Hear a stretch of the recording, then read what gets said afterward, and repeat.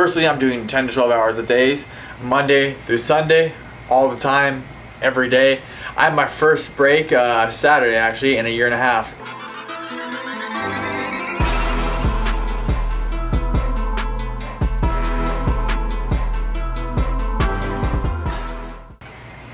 How's it going, YouTube? Here's another day of how to make $1,000 a day, which is 32K a month. Pretty good, pretty good.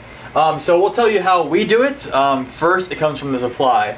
Really the hardest part is getting the correct supply that isn't so taxing and draining, that you can just get a large bundle and then bring it in, right?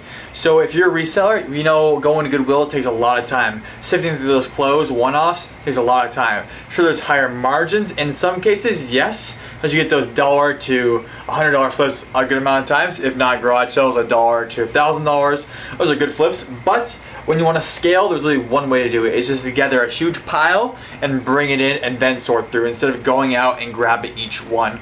That's what we're going for now. So for $1,000, you gotta find out what you want. For you guys that do clothing, cool, right? You're looking at 20 times 50, right? If you're selling $50 items a day, you need to do 20 at least. So that's clothing. You're gonna find a lot of clothes to get $50. You might be even smaller instead of percentage-wise. You might have to do 100 at $10, right? Or something in that line. It just becomes more volume, more volume, more volume, the lower you go. Again, it all depends on your business model. There's no right or wrong answer for this. We tend to go to some other ways because we find that it takes too much time and it's so hard to really grow a business to massive scale doing that. But again, there is some people that can do it pretty well and have a big business, millions of dollars and hundred thousands of dollars finding one-off clothes. Cool, awesome. But we do majority of non-clothes. So next is the medium volume. This is 100 items or 10 items at $100. This is what more we stick to. We like these bigger hits, right?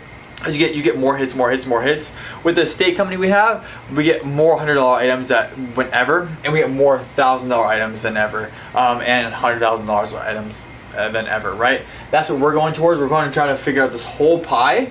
We like doing the whole pie for two reasons. First, if you have a bad day and these big ticket hits don't sell, you still have 1, 2, and 3 to really feed your business and keep the lights on, right? We think of the 1K plus as home runs. These are awesome. They might not happen all the time depending on your business model, but yeah, these are what really makes you happy and be able to spend that money growing towards and hiring more people. This is what it becomes, and then these feed the bills, right?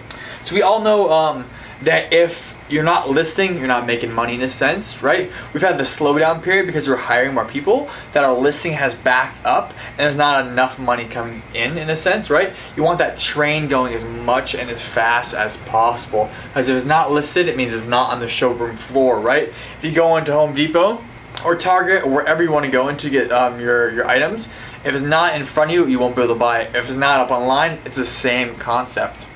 Efficiency. So the more people you have and the more hands are touching an item, the longer it's going to take and the less efficient it is. If you're one-offing and if you're doing it yourself, it's very efficient. You get it done pretty quickly because you can only do so much, right? But once you get into big bulks, let's say 5 to 10 employees, that's when you're going like, damn, okay, we got to take a step back and we got to figure out how to make each item go faster and efficient and more efficient, because each person is an extra $1 or $2 to do one thing, right? So we have the buy, that takes money. We have the sorting out, that takes money. We have the photos, that takes money. We have the listings, that takes money. And then we have the packaging, that takes money, right? It's just going up and up and up. If you're doing it yourself, you have none of those costs because it's just you, right? Once you bring in somebody else, other people, that's when everything starts to collapse in the sense of the higher margins. The bigger you are, the lower margins you're going to get. So you have to play with that as well. So one thing we got to talk about is the hours, right? If you want to become a millionaire or if you want to make hundreds of thousands of dollars, or even do $100,000, it takes a lot of work. You can't just wake up in the morning and be like, okay, I'm making $1 million. You know, it takes a lot of work. Personally, I'm doing 10 to 12 hours a day, Monday through Sunday, all the time, every day. I had my first break Saturday actually in a year and a half. It was awesome. But I finally felt like I could do that in a sense. We still lost money because we weren't out grabbing items, but it was worth it just mentally. Yeah. So depending on what you want, if you want to get that $1,000 a day, these are the steps you got to take, or just do all of them like we do. branch out and diversify your income as much as possible. As you can have $400 or $500 or $1,000 a day businesses and make tons of damn money. Like, subscribe, comment. Let us know if you want any videos or what you guys want to learn. Peace.